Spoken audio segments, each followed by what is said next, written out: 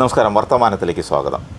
ഇപ്പം നമ്മളോടൊപ്പം ഉണ്ടായിരിക്കുന്നത് ഫൊക്കാനയെക്കുറിച്ച് നമുക്ക് മലയാളികൾക്ക് ഏകദേശം എല്ലാവർക്കും അറിയാം. ഫൊക്കാനയുടെ മുൻ പ്രസിഡൻറ്റ് ജോർജി വർഗീസാണ്. അദ്ദേഹം ഒരു 2 ടേമിന് മുൻപുള്ള പ്രസിഡൻ്റാണ്. ഈ ഫൊക്കാനയെ സംബന്ധിച്ച് പറയുകയാണെങ്കിൽ ഒരു പുത്തൻ ഉണർവ് നാളുകൾക്ക് ശേഷം അല്ലെങ്കിൽ വർഷങ്ങൾക്ക് ശേഷം ഒരു പുത്തൻ ഉണർവ് ഉണ്ടായത് ഈ ജോർജി വർഗീസ് പ്രസിഡൻ്റായതിനു ശേഷമാണ്. അദ്ദേഹത്തിൻ്റെ കൺവെൻഷൻ അത് വളരെ ഗംഭീരമായിരുന്നു, പറയാതിരിക്കാൻ വയ്യ. അത് ഒർലാൻഡോ വെച്ചായിരുന്നു കൺവെൻഷൻ അല്ലേ? ആ ഒർലാൻഡോ കൺവെൻഷനിൽ ഒരുപാട് ആളുകൾ പങ്കെടുത്ത. ഇപ്പോൾ ഈ കഴിഞ്ഞ ദിവസം ഞാൻ ഈ കൺവെൻഷൻ പങ്കെടുക്കാനാണ്, ഈ വർഷത്തെ കൺവെൻഷൻ പങ്കെടുക്കാനാണ് ഞാൻ അമേരിക്ക വന്നത്. പക്ഷേ ഈ കൺവെൻഷനേക്കാളും ഒക്കെ വളരെ ഗംഭീരമായി, അതുപോലെ തന്നെ വളരെ അടുക്കും ചിട്ടയോടുകൂടി ഒരു കുറ്റവും കുറവുമില്ലാതെ ആ കൺവെൻഷൻ സംഘടിപ്പിക്കാൻ സാധിച്ചു എന്നുള്ളതാണ് അറിയാൻ കഴിഞ്ഞത്. അതെങ്ങനെ സാധിച്ചു എന്നുള്ളതാണ്. കാരണം നമ്മുടെ അമേരിക്കൻ മലയാളികളുടെ പങ്കാളിത്തം അതൊരു വലിയൊരു സംഭവമല്ലേ? അതെ, ഫൊക്കാന എന്ന് പറയുന്നത് തന്നെ അമേരിക്കൻ മലയാളികളുടെ സംഘടനകളുടെ ഒരു കേന്ദ്ര സംഘടനയായി ഫൊക്കാന. എന്ന് പറഞ്ഞാൽ നമ്മളൊരു മുന്നണി എന്നൊക്കെ പറഞ്ഞാൽ ഇപ്പോൾ UDF LDF എന്നൊക്കെ നമ്മുടെ നാട്ടിലിപ്പോൾ UDF LDF എന്നൊക്കെ പറഞ്ഞാൽ അതുപോലൊരു മുന്നണിയുടെ സംവിധാനമാണ്. അമേരിക്കയിലും കാനഡയിലും എല്ലാ സംസ്ഥാനങ്ങളിലും ഓരോ സംസ്ഥാനങ്ങളിലെ ഓരോ ഭാഗത്തും വിവിധ മലയാളി കൂട്ടായ്മകളുണ്ട്.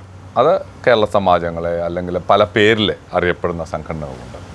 അത് വർഷങ്ങളായിട്ട് കേരളത്തിൽ നിന്നും ആളുകളെ കുടിയേറിപ്പാർത്ത് കേരളത്തിൻ്റെ തനതായിട്ടുള്ള സംസ്കാരമൊക്കെ നമ്മുടെ പുതിയ തലമുറയ്ക്ക് കൊടുക്കത്തക്കവണ്ണം അതാത് സ്ഥലത്തുള്ളതായിട്ടുള്ള സംഘടനകളാണ് ഈ ഓരോ ഒന്നിച്ചു ചേർന്നിട്ട് അത് ഫൊക്കാന എന്ന ഒരു അംബ്രല്ല ഓർഗനൈസേഷൻ്റെ കുടക്കീഴിൽ ഒന്നിച്ച് പ്രവർത്തിക്കുന്നത്.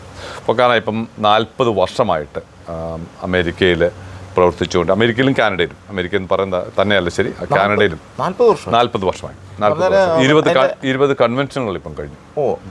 21ാമത് കൺവെൻഷനാണ് ബാബു സ്റ്റീഫനെ എൻ്റെ നേതൃത്വത്തിലെ നമ്മുടെ വാഷിങ്ടണിൽ വെച്ച് നടന്നത്. അപ്പോൾ ഇതിൻ്റെ ആദ്യത്തെ പ്രസിഡന്റ് ആരായിരുന്നു? ഇതിൻ്റെ ഡോക്ടർ അനിരുദ്ധനാണ് ഇതിൻ്റെ ഒറിജിനലി ഷിക്കാഗോയിൽ വെച്ച് പുള്ളിയുടെ ആശയമാണ് ഇത് ഒറിജിനലി തുടങ്ങിയത്.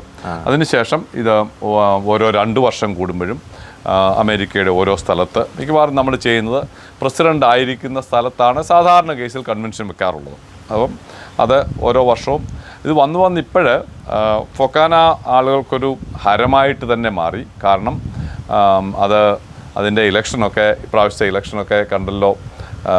നാട്ടിലെ നമ്മുടെ ഒരു MLA MP സ്ഥാനത്തേക്കുള്ള തെരഞ്ഞെടുപ്പിൻ്റെ ചൂടും വീരും ആളുകൾക്ക് അതിൻ്റെ ഒരു സ്ഥാനത്തേക്ക് വരാനുള്ള ഒരു താല്പര്യവും കാണുമ്പോൾ ഫൊക്കാന എന്ന പ്രസ്ഥാനം വളരെയധികം വളർന്നു. ആളുകളുടെ മനസ്സിൽ അത് ആയി എന്ന് തീർച്ചയായിട്ടും മനസ്സിലാക്കാം. ഏതൊരു സംഘടനയ്ക്കും അതിൻ്റെ ഒരു തെരഞ്ഞെടുപ്പൊക്കെ വരുമ്പോൾ അതിൻ്റെ നേതൃസ്ഥാനത്തേക്ക് വരാനായിട്ടുള്ള വീറും വാശിയൊക്കെ അത് വളരെ ആരോഗ്യകരമായ, അത് അതിനകത്തൊരു ഗ്രൂപ്പിസോ മറ്റു കാര്യങ്ങളൊന്നും അല്ല. 2 ടീമായിട്ട് ഇത് മത്സരിക്കുന്നു, അതിലൊരു ടീം ജയിക്കുന്നു, ഒരു ടീം തോൽക്കുന്നു. പക്ഷെ തോറ്റെന്ന് വിചാരിച്ചും നിങ്ങൾ അവരെല്ലാം കൂടെ ചേർത്ത് നിർത്തിയാൽ പോകുന്ന.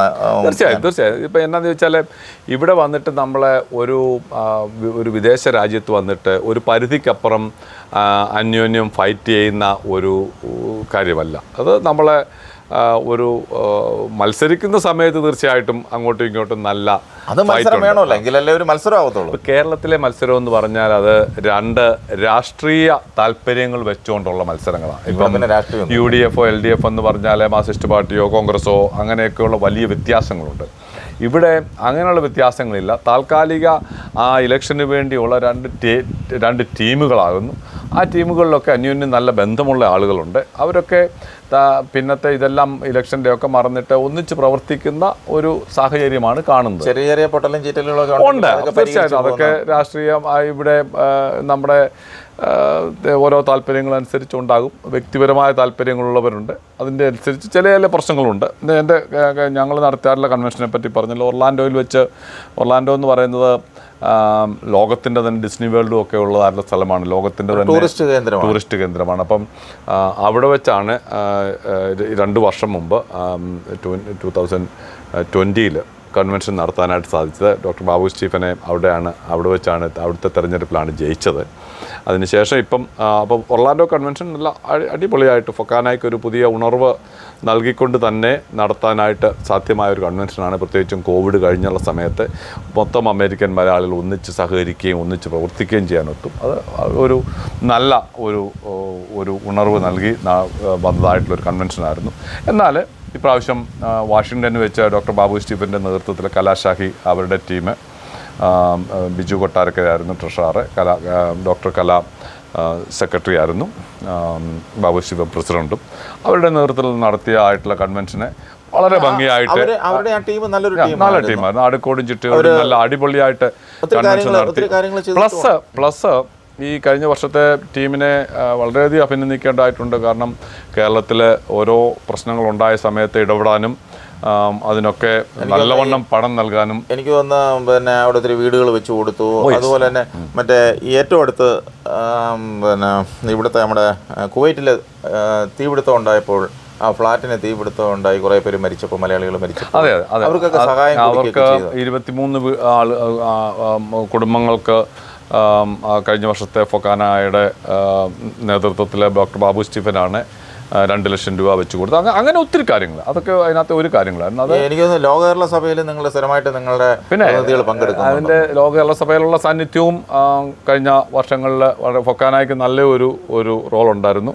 ഞാൻ കഴിഞ്ഞ വർഷത്തെ ഞാൻ മനസ്സിലാക്കിയിടത്തോളം ഒരു കേരള സർക്കാരുമായിട്ട് നിങ്ങൾ അടുത്ത് നിൽക്കുന്ന ഒരു സംവിധാനത്തെ കുറിച്ച് എപ്പോഴും രാഷ്ട്രീയത്തിന് അതീതമായിട്ട് ഭരണ സംവിധാനങ്ങളോട് ഫൊക്കാന എന്ന് പറയുന്ന പ്രസ്ഥാനം എപ്പോഴും രാഷ്ട്രീയത്തിന് അതീതമായിട്ട് കേരള ഗവൺമെൻറ്റിനോടും ഒന്നിച്ച് നിന്ന് പ്രവർത്തിക്കുന്നതായിട്ടുള്ള ഒരു സാഹചര്യമാണ്. അങ്ങനെയാണല്ലോ നമ്മൾ വേണ്ടത്. കാരണം ഭരണങ്ങൾ മാറും, എന്നാൽ നേതൃത്വത്തോട് ഒന്നിച്ച് നിന്നുകൊണ്ട് പ്രവർത്തിക്കുന്നതായിട്ടുള്ള ഒരു സാഹചര്യമാണ് എപ്പോഴും ഫൊക്കാന എടുത്തിട്ടുള്ളത്. ആ ഒരു ലെവലിലാണ്. എനിക്ക് തോന്നുന്നു മറ്റേ ലോക കേരള സഭയുടെ ഒരു സഭ ഇവിടെ കൂടിയല്ലോ ന്യൂയോർക്കിൽ. അതെ, ന്യൂയോർക്കിൽ കൂടിയപ്പോഴും എനിക്ക് തോന്നുന്നു ഫൊക്കാനയ്ക്ക് അതിനകത്ത് ഒരുപാട് പങ്കാളിത്തം.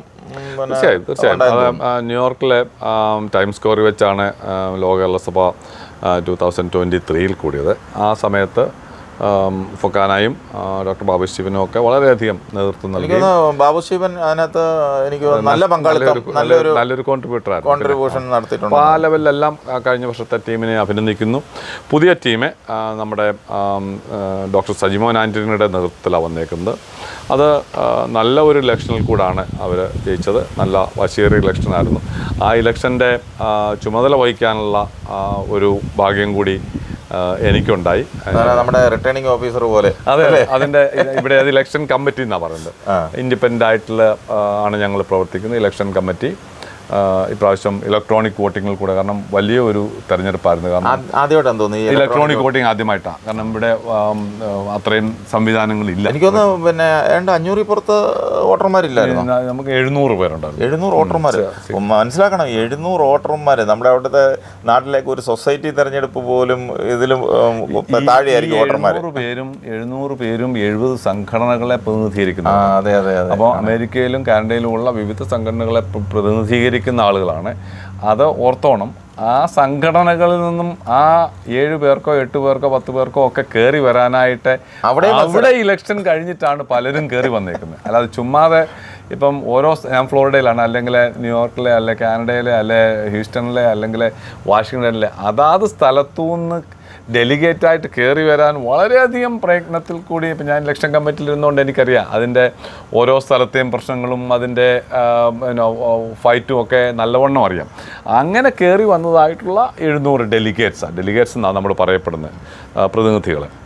ഞാനത് നേരിട്ട് കണ്ടതാണ്. വളരെ അടുക്കും ചിട്ടയോട് കൂടിയാണ് ആ തെരഞ്ഞെടുപ്പ് നടന്നത്. അത് ഒരു സമയത്ത് രാവിലെ തുടങ്ങിയ ക്യൂ, അത് വോട്ട് ചെയ്യാനുള്ള ആ ആളുകളുടെ ഒരു താല്പര്യം, ആ ക്യൂ കാണുമ്പോൾ നമുക്കറിയാം വളരെ. ഞങ്ങൾക്കകത്ത് 24 ബൂത്തുകളുണ്ടായിരുന്നു. ആ 24 പേർക്ക് ഒരു സമയത്ത് വോട്ട് ചെയ്യാമായിരുന്നു. എന്നാലും ഈ പ്രാവശ്യത്തെ ഒരു പ്രത്യേകത, ഈ നമ്പർ ഓഫ് കാൻഡിഡേറ്റ്സ് ഒത്തിരി ഉണ്ടായിരുന്നു. അപ്പം 2 ടീമിലും കൂടെ വന്നു. പിന്നെ ഒറ്റയ്ക്ക് മറ്റേ ലീലാമാരേട്ട് ഉണ്ടായിരുന്നു. മിസ്സസ് ലീലാമാരേട്ട് പ്രസിഡൻ്റായിട്ട് ഇവർ 3 പേരും ഉണ്ടായിരുന്നു. ഡോക്ടർ സജിമോൻ ആൻ്റണിയും ഡോക്ടർ കലാശാഹിയും മിസസ് ലീലാമാരേട്ടും. ഇവർ 3 പേരും നല്ല നല്ല candidates ആയിരുന്നു. ഫൊക്കാനയ്ക്ക് കാലാകാലങ്ങളിൽ നല്ല നേതൃത്വം നൽകിയിട്ടുള്ള 3 പേരായിരുന്നു. അതിൽ സജിമോൻ ആന്റണി വിജയിച്ചു. എന്നാൽ മറ്റ് 2 ആളുകളും ഫൊക്കാനയുടെ ഓരോ സമയത്തും നല്ല നേതൃത്വം നൽകിയിട്ടുള്ളവരാണ്. ഇനിയും അവരുടെ നേതൃത്വം ഫൊക്കാനയ്ക്ക് വളരെയധികം അത്യന്താപേക്ഷിതമാണ്. കാരണം ഫൊക്കാന എന്ന് പറയുന്ന പ്രസ്ഥാനം എപ്പോഴും ആളുകൾക്ക് വേണ്ടി നിലകൊള്ളുകയും മലയാളികളുടെ ഇവിടുത്തെ അമേരിക്കയിലെയും കാനഡയിലുമുള്ള ഓരോ മലയാളി പ്രസ്ഥാനങ്ങളുടെയും കേരളവുമായിട്ടുള്ള ഒരു ലിങ്ക ഈ ഫൊക്കാന എന്ന് ഉദ്ദേശിക്കുന്നത്. കാരണം അതാത് സംസ്ഥാനങ്ങളിലുള്ള സംഘടനകളെ ജനങ്ങളെ ഒന്നിച്ചു കൊണ്ടുവന്നിട്ട് കേരളത്തിൻ്റെ തനിമയും മറ്റ് കലാരൂപങ്ങളും ഒക്കെ നമ്മളീ പറഞ്ഞാൽ നിങ്ങളൊക്കെ എന്തുമാത്രം അത് മനസ്സിലാക്കുന്നു എന്ന് എനിക്കറിയത്തില്ല. കേരളത്തിലുള്ളവർ കേരളത്തിലൊക്കെ മറന്നുപോയതായിട്ടുള്ള കുച്ചിപ്പുടിയോ അല്ലെങ്കിൽ ഡാൻസിൻ്റെ ഓരോ കലാരൂപങ്ങളും കഥകളിയും ഇതെല്ലാം ഏറ്റവും കൂടുതൽ ഓണത്തിന് ഇവിടുത്തെ ഒരു സംഘടന പോലുമില്ല നല്ല കേരളത്തനിമയിൽ വസ്ത്രധാരണം ചെയ്ത് സ്ത്രീകളും പുരുഷന്മാരും നല്ലവണ്ണം പിന്നെ പങ്കെടുത്തിട്ട് ഇലയൊക്കെ വെട്ടി ഒരു സമയത്ത് ഞാൻ ഫൊക്കാനയുടെ നേതൃത്വമൊക്കെ ഉള്ള സമയത്ത് ഒരു 25 ഓണസദ്യയിലെങ്കിലും പോയിട്ടുണ്ട് ഒരു 5-6 ആഴ്ചയിൽ. ഓണത്തിൻ്റെ ദിവസം മാത്രമല്ല ആ വീക്ക് അല്ലെ ആ മാസം അല്ലെ ആ സമയങ്ങളിൽ വീതിച്ചു വെച്ചേക്കാണ് ഓരോ സ്ഥലത്തെയും ഓണസദ്യകൾ. അതൊക്കെ എന്തുകൊണ്ടാണെന്ന് ചോദിച്ചാൽ ഓരോ സ്ഥലങ്ങളിലും ഇതുപോലെയുള്ള മലയാളി സംഘടനകൾ ഉള്ളതുകൊണ്ടാണ് നമുക്കിവിടെ കേരളത്തിൻ്റെ തനിമ നമ്മുടെ ഈ തലമുറയ്ക്ക് ഒന്ന് ആഘോഷിക്കുവാനും അത് നമ്മുടെ കുഞ്ഞുങ്ങൾക്കൊക്കെ എങ്ങനെയാണ് കേരളത്തിൽ ഇതൊക്കെ നടത്തുന്നത് എന്ന് മനസ്സിലാക്കുവാനും ഇവിടെ വളരുന്നതായിട്ടുള്ള കുഞ്ഞുങ്ങൾക്ക് ആ ഒരു